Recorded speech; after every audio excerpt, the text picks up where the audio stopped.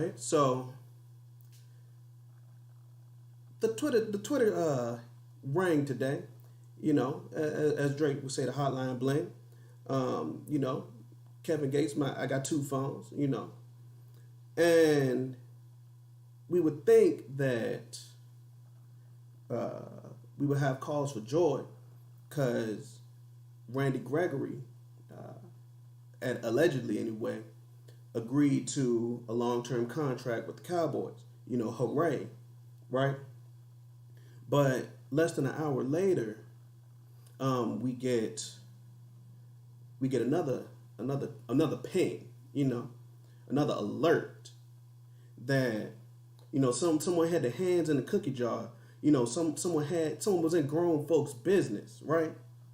Um, and that caused Randy Gregory and his camp to pull back from the deal, and he signed with the Denver Broncos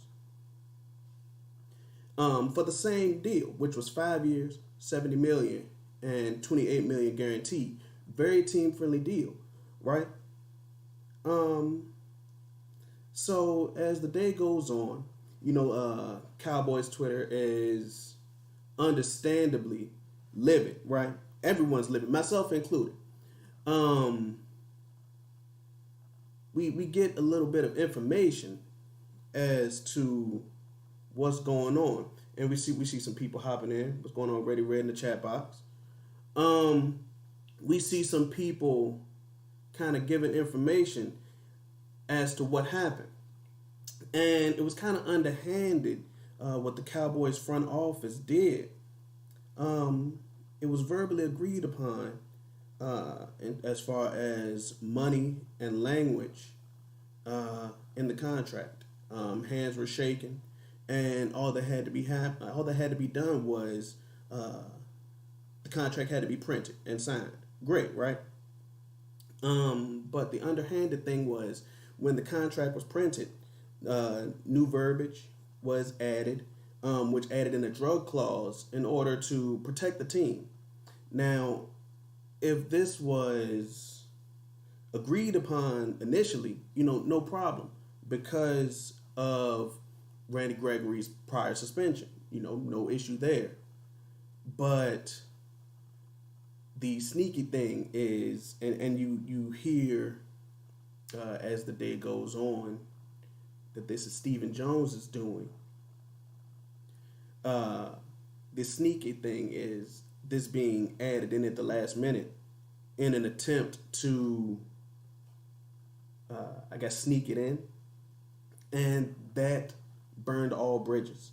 Um, Randy Gregory did not want any other part to do with it, and immediately was in contact with Denver.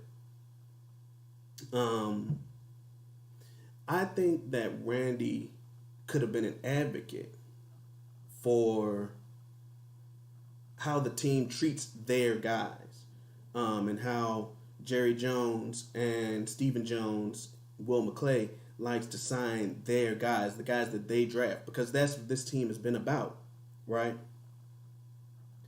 But now it's a huge negative story because not only have they stood by him for so long, but they tried to use his story against him. Randy Gregory clearly had his battles, with substances. Whether we think that it's right or wrong is here or there.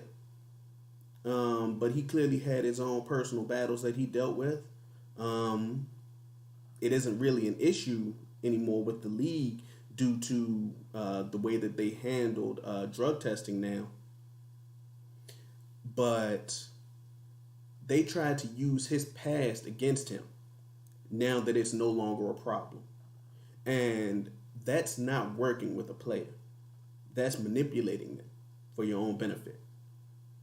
And I think the teammates are going to watch how a team treats players, because that's negative publicity, especially one that you would think that the team trusts.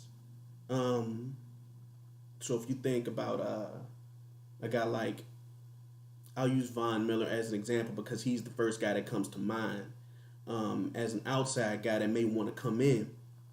uh,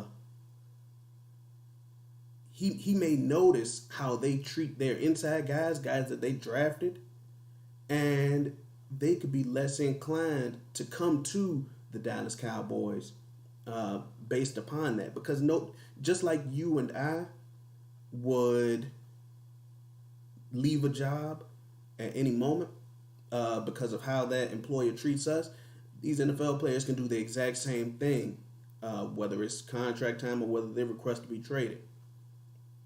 I appreciate you, Joe, telling me the sound and audio is good. So I think that this situation shined a huge light in a negative way on the front office, and I'm not going to talk deep into it because I'm going to record some new videos later with Chris, going deeper into this issue later on today. I just kind of wanted to, A, do a live test, and B, get my immediate thoughts off. So I think that now moving past this Randy Gregory situation, sewing him up would have definitely made sure that we didn't need to draft an edge, because I think that the Cowboys like to go into the draft with no glaring need. But without him, the team needs to either address that hole through free agency, or prepare to go into the draft with that glaring need. In which case, you can still have the true best player available.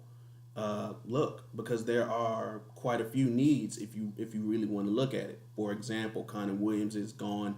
They're really looking at trading La'el Collins. Of course, there's a linebacker need. You can never have enough old linemen. Amari Cooper's gone, etc. So I think that will definitely be a need that's addressed.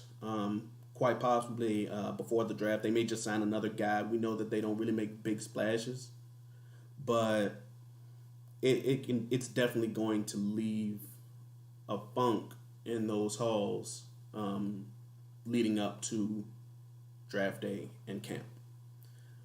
But I ain't want to take up too much of y'all time, man.